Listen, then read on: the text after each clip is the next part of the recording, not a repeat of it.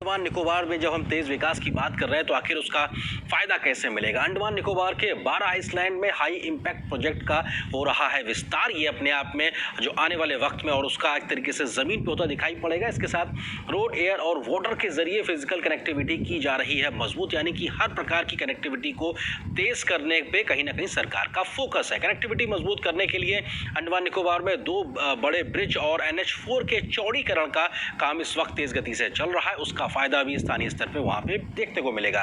Port Blair airport की क्षमता में हो रहा है विस्तार और 1200 यात्रियों की क्षमता को विकसित करने की जो काम है वो तेजी से चल रहा है। इसके अलावा कई और द्वीपों में एयरपोर्ट ऑपरेशन के लिए तैयार किए जा रहे हैं, क्योंकि वहां पे और भी छोटे छोटे से द्वीप हैं, उन पर भी एयर कनेक्टिविटी हो सके, इस दिशा में भी काम तेज गति से चल रहा है। जल्द ही उड़ान योजना के तहत भी सी प्लेन सेवा की होगी शुरुआत, यानी कि पानी पे उतर सकने वाले हवाई जहाज को लेकर भी जो एक ख्वाब हुआ करता था वो तरीके से हमको दिखाई पड़ेगा मूर्त रूप लेता हुआ। वाटर कनेक्टिविटी के लिए मिलेंगे 4 जहाज, क्योंकि जो कनेक्टिविटी है वहां पे समुद्र के मार्ग के माध्यम से ज्यादा है, अन्य छोटे द्वीपों के माध्यम से उसको बढ़ावा देने के लिए 4 नए जहाज बहुत जल्द मिलने वाले हैं। अंडमान निकोबार और पोर्टलैंड डेवलपमेंट के हब के रूप में एक तरीके से उसको विकसित किया जाएगा, एक बड़े हब के तौर पर, जो सिर्फ पर्यटन के लिहाज से नहीं बल्कि आर्थिक गतिविधियों के केंद्र के लिए भी अपने आप में बनता नजर आएगा। और ये बात यहाँ सिर्फ अंडमान निकोबार तक ही नहीं बल्कि देश के सुदूर इलाकों की अगर बात की जाए तो विकास को पहुंचाने की कोशिश हो रही है। ऐसे ही सरकार का फोकस है नॉर्थ ईस्ट को लेकर। पूर्वोत्तर में विकास की बयार को किस प्रकार से बहाया जा रहा है उसकी एक मिसाल आपको बताते हैं। 2014 से 19 के बीच में उन सभी 8 राज्यों में 2731 किलोमीटर राजमार्गों का निर्माण हो चुका है, यानी कि रोड नेटवर्क का एक तरीके से जाल बिछाया जा रहा है।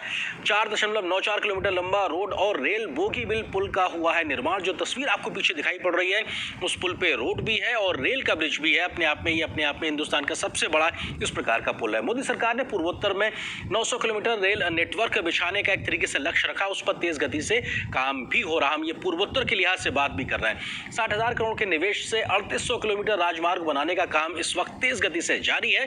तो ये पूर्वोत्तर में विकास के बयार को बढ़ाने के एक तरीके से आंकड़े दिखाते हैं। नॉर्थ ईस्ट में एयर कनेक्टिविटी को भी बहुत तेज गति से आगे बढ़ाया जा रहा है और इस दिशा में भी काफी काम जमीन पे भी हो चुका है। बांस की परिभाषा को बदला गया है, इससे आम लोगों को फायदा हुआ। बांस पहले पेड़ की परिभाषा में आता था, उसको अब घास की परिभाषा में लिया गया है और नॉर्थ ईस्ट को समूचे तौर पर बहुत ज्यादा इसका फायदा हुआ है। लगभग 5265 करोड़ रुपए की लागत से बन रही है 1656 किलोमीटर लंबी गैस ग्रिड, यानी कि पूरे नॉर्थ ईस्ट के सभी 8 राज्यों में 1665 किलोमीटर लंबी एक तरीके से जो गैस ग्रिड है, यानी कि स्वच्छ ईंधन की सप्लाई करने पे तेज गति से काम चल रहा है। ये अपने आप में एक बहुत बड़ा प्रोजेक्ट है। इसके अलावा लगभग 956 करोड़ की लागत से अरुणाचल प्रदेश में बन रहा है ग्रीनफील्ड एयरपोर्ट। अपने आप में अनोखा एयरपोर्ट और अरुणाचल प्रदेश की कनेक्टिविटी को बेहतरी से कहीं ना कहीं जोड़ेगा। जलमार्ग से नॉर्थ ईस्ट में व्यापारिक गतिविधियों को बढ़ावा मिला और बांग्लादेश तक कहीं ना कहीं समुद्र के या कहा जाए जलमार्ग के माध्यम से वहां पे काम होता दिखाई पड़ रहा है। गुवाहाटी में एम्स जैसे या कहा जाए बड़ी बड़ी यूनिवर्सिटीज और स्पोर्ट्स यूनिवर्सिटी भी पूर्वोत्तर में बन रही है और उसी दिशा में एम्स का भी निर्माण हो रहा है, यानी स्वास्थ्य गतिविधियों को भी बढ़ावा दिया जाएगा। तो ये नॉर्थ ईस्ट की बात की, इससे पहले हमने अंडमान निकोबार की बात की। अब हम अगर जम्मू कश्मीर और लद्दाख में की बात कर ले, क्योंकि ये तमाम ऐसे सुदूर इलाके हैं देश की भौगोलिक परिस्थिति के हिसाब से जो विकास में कहीं थोड़ा पीछे रह गए थे और वहां तक विकास किस तेज गति से पहुंच रहा है उसकी तस्दीक है। अनुच्छेद 370 और 35A को हटाया गया, इसके बाद से तेज गति से विकास हुआ है। 2015 में प्रधानमंत्री मोदी ने 80,000 करोड़ रुपए के विशेष आर्थिक पैकेज का जम्मू कश्मीर लद्दाख के लिए उसकी घोषणा की थी और उस पैकेज के तहत क्या क्या तरीके से काम हो रहा है। सड़क निर्माण के लिए लगभग 42,611 करोड़ रुपए का काम हुआ है उस पैकेज के तहत और ये काम लगातार चल रहा है और इस तेज गति से काम चल रहा है कि वहां पे सड़कों का जाल बिछाया जा रहा है। इसके अलावा किस तरीके से सड़क निर्माण के अलावा भी वहां पे काम चल रहा है, हम इसकी भी तस्वीर आपको दिखाते हैं। लगभग 11,708 करोड़ रुपए से ऊर्जा के क्षेत्र में, इसमें जो पावर है, इसके अलावा रिन्यूएबल एनर्जी है, जो सोलर एनर्जी है, उन सारी चीजों पर काम कर रहा है, यानी कि पूरी तरीके से जो पावर का सेक्टर है उस पर काम चल रहा है। स्वास्थ्य के मोर्चे पर लगभग 4900 करोड़ से काम हो रहा है, जिसकी वजह से एक बड़ी राहत मिल रही है। हम जम्मू कश्मीर लद्दाख की बात कर रहे हैं। इसके अलावा कई अन्य चीज़ों पर, कौशल विकास, कृषि, पर्यटन और शहरी विकास पर भी सरकार का फोकस है और उसके लिए भी पैसों का आवंटन किया गया है। जम्मू कश्मीर में रेल नेटवर्क बढ़ाने पर तेज गति से काम हो रहा है और ये हमने तस्वीरों में भी देखा कि किस प्रकार से रेल के माध्यम से भी जुड़ाव किया गया। पर्यटन को बढ़ावा देने पर सरकार का खासा फोकस है, क्योंकि पर्यटन की क्षमता बहुत ज़्यादा है जम्मू कश्मीर और लद्दाख में।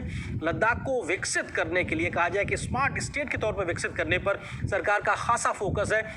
इस दिशा में सरकार काम कर रही है। स्मार्ट सिटी के तौर पर करगिल को बनाने की तैयारी की जा रही है। एक ऐसा शहर जो कि स्मार्ट सिटी के तौर पर देखा जाए और लद्दाख में यूनिवर्सिटी हो, मेडिकल कॉलेज हो, एयरपोर्ट, इन सब चीज़ों का विस्तार किया जा रहा है। यानी ढांचागत बुनियादी विस्तार कहीं ना कहीं देखने को मिल रहा है। साथ ही साथ सीमांत क्षेत्रों में बुनियादी ढांचा मजबूत करने पर भी सरकार की एक तरीके से प्राथमिकता है, क्योंकि वो सबसे ज़्यादा सामरिक रूप से, सुरक्षा के रूप से काफ़ी महत्वपूर्ण है। और चेनानी नाशरी सुरंग जो कि लगभग 9.25 किलोमीटर लंबी है, वो देश में अपने आप में सबसे बड़ी सुरंग है।